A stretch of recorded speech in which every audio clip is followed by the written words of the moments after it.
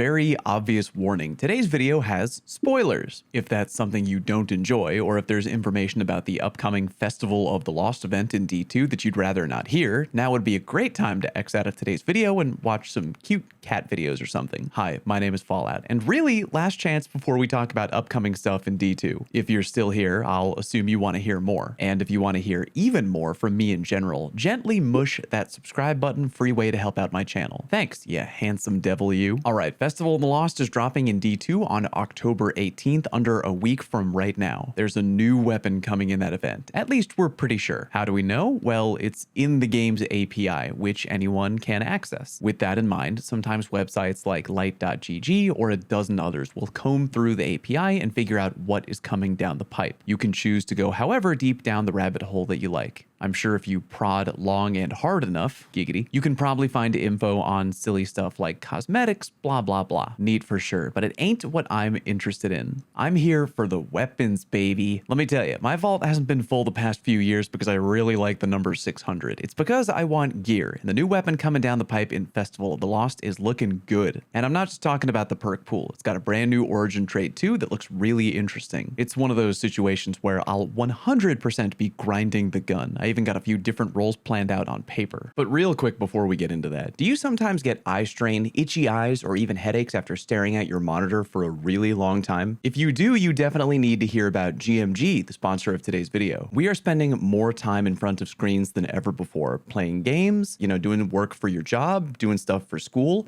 and these devices are producing blue light, which can potentially do damage to your eyes. Enter GMG, and if you've hung out in any of my streams over the past year, you know that I wear these literally all the time, and for me, they very much do reduce the strain that my monitor has on my eyes. GMG performance glasses act as a shield against blue light. Wearing them can reduce eye strain, improve concentration, and maintain the quality of your vision over time against the effects of harmful blue light. If you're wondering what model I wear, that would be the Oranos. I think they look snazzy, but they have other great designs on their website that you might like even more. Right now, my viewers can take advantage of a big offer, over 40% off, but only for the next 48 hours. Head on down to the comment section right now and click my link to get your pair for almost half the price. Again, 40% off, but only for the next 48 hours. Check the link in the video description, and big thank you again to GMG. All right, back to the content. Okay, for real, final chance to turn back if you don't want spoilers. Still here?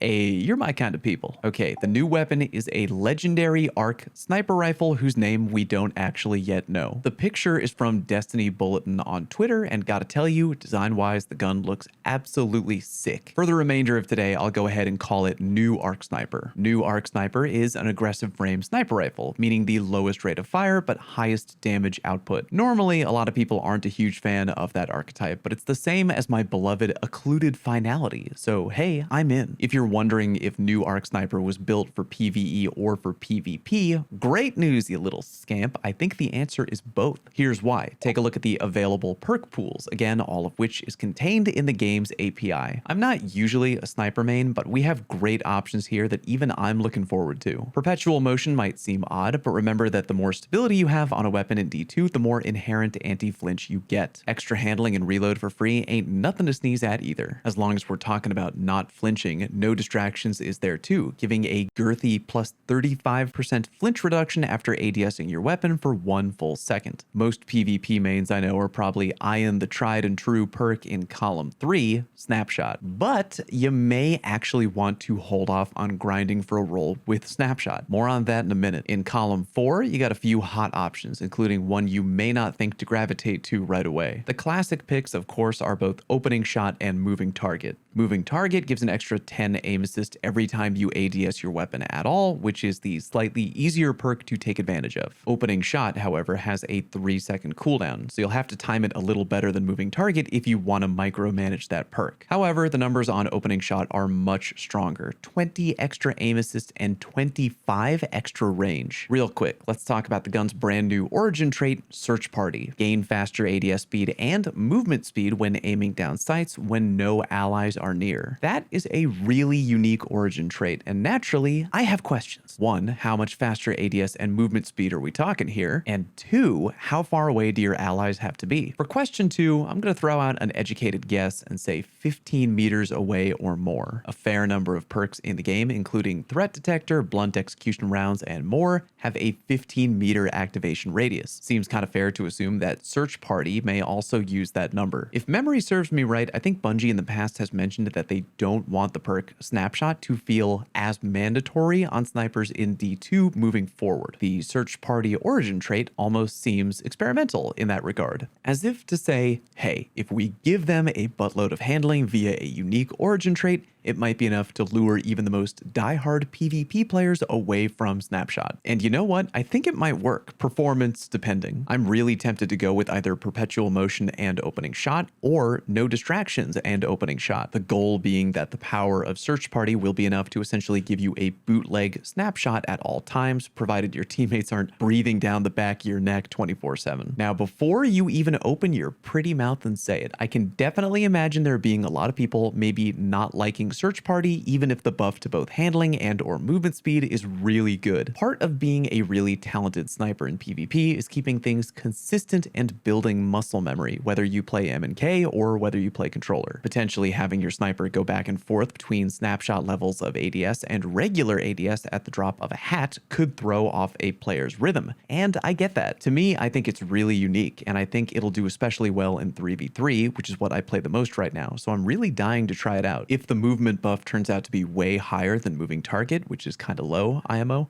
I'll be double interested. But anyway, back to the perks. Vorpal weapon is there. We can talk about that in a minute for PvE. For PvP, I'm probably not too keen on taking Vorpal. Remember, new Arc Sniper is an ag frame and therefore packs a wallop. Here's Frozen Orbit, another ag frame sniper I've brought into a private lobby, showing that even without Vorpal weapon, you can dome even the beefiest of roaming supers in just one shot. Slick Draw is kind of a hipster pick IMO. My good buddy Time claims to really like this perk for PvP, but he's also a banana, so what the f does he know? The perk gives more handling but ramps down target acquisition. I'm sure it's one of those things where it probably depends on the gun and the user overall, but I'm not really in a hurry to get this gun with that perk. The one perk I really want for a PvP meme role is Swashbuckler. Get a melee kill and immediately ramp up the damage of your next sniper shot by 33% for 4.5 seconds. Again, we don't have the gun to toy around with yet, but it's not hard to see what kind of power it'll have. Here we have an ag frame sniper with Adrenaline Junkie on it. If you didn't know, Junkie also gives a 33% damage buff, but off a grenade kill. With Adrenaline Junkie activated, our ag frame sniper can land a one-hit body shot on any Guardian in PvP, even if they have 10 resil. That means that new Arc Sniper with Swashbuckler active should be able to do the same. And that seems fun as fuck, especially because one of my favorite troll builds features the Athrus's Embrace Hunter exotic, which I swear one day I will make a video on. The TLDR though is that my goal is to get a throwing knife kill, activate Swashbuckler, and then troll the bejesus out of people with one-hit body shots in PvP. The final column 4 perk on new Arc Sniper is High Impact Reserves, and while there is potential there, oh how the mighty have fallen. Bungie tweaked the damage buff on High Impact Reserves not too long ago, because with the right loadout you could get dangerously cheesy. However, even with the nerf, an ag frame sniper with both high impact reserves and anything that gives a 35% damage buff, for example, the Gerfalcon Hunter exotic or the Lumina hand cannon, will result in a one-hit body shot in PvP on any Guardian at 5 resil or lower. Very unlikely to happen in the current meta, but hey, hats off to you if you managed to troll some poor schmuck with that combo. Alright, PvE time. Way more straightforward. You've got triple tap and the far more rare Clown Cartridge in column 3. Because Clown Cartridge gives 50% of your mag and rounds up,